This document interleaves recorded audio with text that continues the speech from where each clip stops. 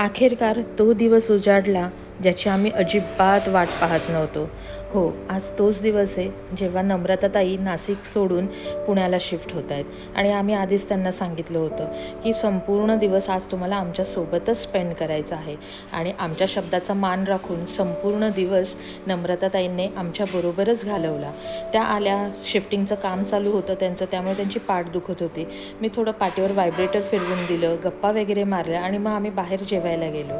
बाहेर जेवणं खावणं झाले आणि मग त्यानंतर घरी आल्यावर इतक्या इमोशनल झाल्या की जसं काही त्यांना आता माहेर कायमचं सोडून सासरी पाठवणी करतोय की काय आम्ही. त्यांना घेऊन आम्ही फायनली बसस्टॉपवर आलो. बसस्टॉपवर बॅग ठेवताना, शिवला बाय करताना मन इतकं भरून येत होतं.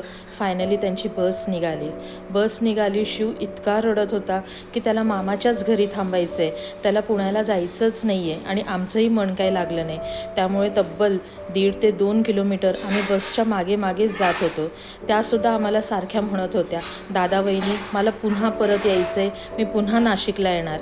पण हे सगळ्यांनाच माहिती आहे, कामाच्या कचाकाट्यामध्ये, कामाच्या गोंधळामध्ये आपलं पुन्हा एकमेकांना भेटणं होणार आहे का, हाच प्रश्न सारखा त्यांच्या मनात, आमच्या मनात सतत ढवळत होता. आजच्या दिवसाच्या सगळ्या घडामोडी मोठ्या व्लॉगमध्ये मी टाकल्या आहेत. तो व्लॉगसुद्धा आपल्या चॅनलवर नक्की बघा. चला तर मग, बाय.